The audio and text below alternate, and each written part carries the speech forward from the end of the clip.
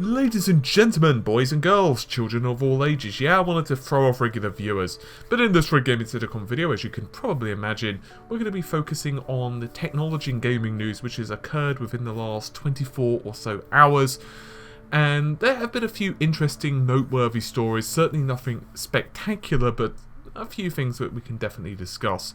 We're going to be starting out with AMD because some photos have popped up from Roy Taylor over at AMD. Then we're going to move on to some Nvidia rumours concerning the follow-up, the successor to Titan X. And then finally we're going to talk about some more, I guess you could say, numbery type of things, the GPU shipments for both this quarter and this year. So first things first, AMD Fury X2.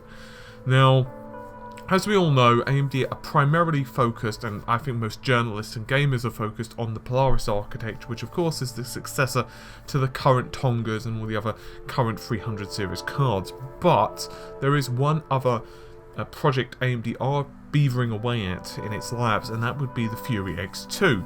And we don't know massive amounts about this card, however, AMD's Roy Taylor did show off an image on Twitter, and it's essentially a Radeon Tiki powered system, and it is labelled, and I quote, the best developer box for both VR and DX12.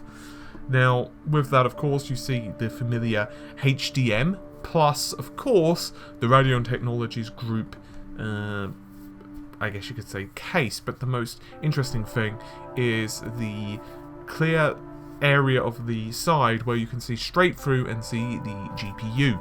Now, those of you who have eagle-eyed vision will notice that it looks very much like the reference cards which would be found, let's say, from the 300 series or even slightly like the 200 series cards. But there are some who do believe it's going to be the Fury X2 because of what Roy said. There are a couple of ways you can look at this. The first is this was just a proof of concept, it's not really anything, it could just be any GPU they had lying around to look snazzy. The second is that it is actually the Fury X2, and while other Furies do have liquid cooling, it's possible that this also does, but maybe the tubing piping was simply hidden, obscured from view, given the camera angle. Another option would be, given the lower clock speeds which are required to put out the amount of T-flop performance that Roy has said, or rather AMD have stated that the Fury X2 is targeting, it's around 12 T-flops of single precision, so clock speeds would not need to be particularly aggressive. Around the 700, 750 mark would probably be okay to do that, which is considerably lower than other Fury cards typically are clocked at, which means obviously less power and heat are required or generated, which means in turn you don't need such aggressive cooling solutions. Obviously, unfortunately, that is just down to you. Now, the one that is kind of up in the air at the moment, and it's not confirmed by any stretch of the imagination, is that Nvidia's co-founder and CEO Jensen Huang is going to be performing his usual keynote speech on April 5th. Now, normally, this is quite an important area for Nvidia. This is a very important event indeed. And there have been some previous rumours that Nvidia would actually launch in June, or we'd probably see a paper launch in June or something along those lines. But new rumours have popped up that we might see a working prototype, or at least something, on the current Titan X successor in April. Now, there's a couple of things you could think this could be. It could be just simply him holding a PCB, which doesn't work. It could potentially be an engineering sample, early engineering sample. Maybe show some demos on screen. Maybe have a few, slides which say, this is what we're aiming for. So it's essentially kind of just wetting the whistle. And maybe we'll see a rolling demo which potentially could be on either early engineering sample or hardware which would be the equivalent of the performance that they're expecting from Pascal. And then Nvidia could potentially launch in, let's say, June, the original rumours. But as you can imagine, it's kind of down to your imagination whether this is going to happen. I wouldn't be surprised if we at least see a passing mention of Pascal. I mean, come on now. It'd be very bloody disappointing if we didn't. Now, I guess the most logical thing to finish this video off with would be GPU market and how the sales are going.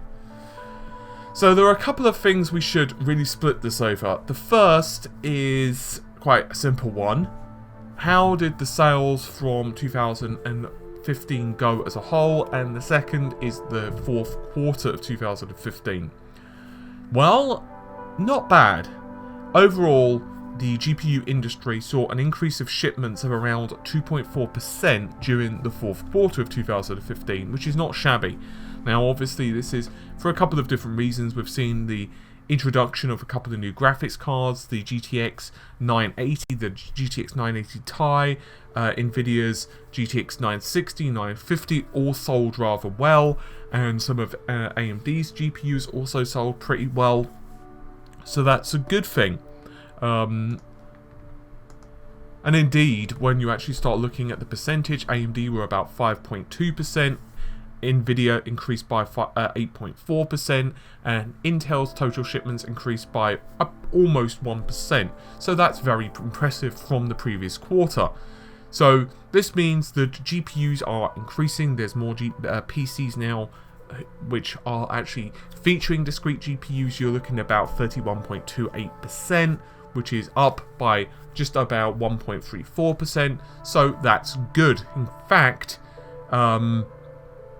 the PC market also increased as well by about 2% quarter to quarter. However, that sounds all rosy, but there have been a couple of negatives. Essentially, GPU shipments and discrete GPU shipments did decrease. 14% for GPU shipments and 9% decrease in discrete GPU shipments compared to 2014. Now, you might say to yourself, well, why is that? And I think most of you can probably guess. Essentially, for the last while, we've been kind of waiting. I'm not saying, once again, I don't want to sound like a broken record, but let's say for the sake of argument, you've got, I'm just throwing it out there, you've got Crossfire 290s. Or let's say you even own an R9 290. Then you might say to yourself, well, gee, you know, I'm just going to buy a second GPU, like let's say around Christmas time, I'll just buy a second R9 290 and I'll just buy that from eBay and they're quite cheap. And then, you know, you've got a system that's going to last you for ages. It's got 4 gigabytes of RAM, which admittedly is not going to be enough for like 2017, but for now it's fine, especially if you're doing 1080p or 1440. And essentially, I think a lot of people are just sitting on the cards, especially because we feel that Polaris and Pascal were probably going to see an appearance in 2015. They just didn't. Then it slipped to 2016 and we're still waiting. So I'm not saying people aren't buying cards, because they obviously are, but the percentage of people who are buying cards is just lower because people are just sitting on the systems. Essentially, people are just saying, well, I'm quite happy with what I've got, and I know several individuals who are the same thing. You know, whether they're hardcore gamers or not, they basically just don't want to invest in anything. They're in kind of this really weird position where they've got the money, but it doesn't make sense for them to drop, let's say, £1,000 on, let's for the sake of argument say, a new GPU, a new screen, and whatever else, and then potentially, let's say they drop £1,000 on a high-end Nvidia setup. Let's say they buy a high-end Maxwell setup. Well, let's say, for sake of argument, Polaris stomps the next generation of cards. Let's say it just is a clean wash. Well, then you've tied into a monitor which is going to be for basically one vendor, so it's kind of a bit of a weird position to be in. So I'm not once again saying that it's a bad time to buy, because I don't ever think there's a really, really awful time to buy, unless it's like, you know, 2 weeks away from the GPU launch. But I feel people are just not motivated to buy because, you know, Maxwell from the previous generation, it was okay, you know, Kepler to Maxwell, it was an okay increase.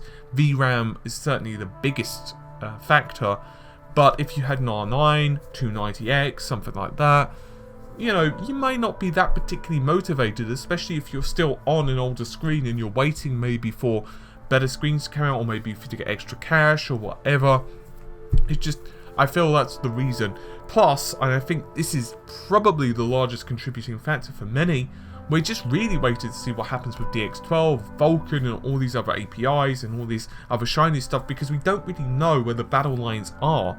Essentially, what I'm saying is with virtual reality, with DX12, with Vulkan, with all of the new operating systems and games which are coming out over the next, let's say, 6-ish months in 2016, we don't really know what the minimum requirements are. For example, AMD have just recently said that the GTX 970 or R9 390 or whatever the minimum requirements are for, let's say any of the VR headsets actually, you know, the next generation of cards are going to bring this down. So it would be the equivalent of, let's say, the GTX, I don't know, 1060 or whatever the hell the next generation Pascal cards are going to be called.